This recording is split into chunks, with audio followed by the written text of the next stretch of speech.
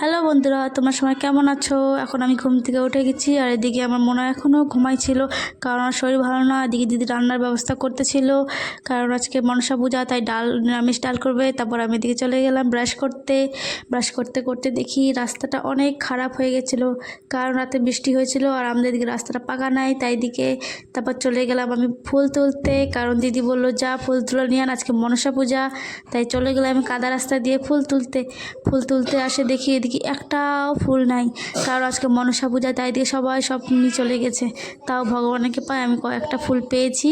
এদিকে আর একটা গাছ ছিল, তাই এদিকে কয়েকটা ফুল পেয়েছি। তারপর চলে গেলাম এদিকে বেলপাতা তুলতে। বেলপাতা গাছটা এত উপর ছিল আমি ঠাই পাচ্ছিলাম না, তাই দুব্বা তুলে নিলাম।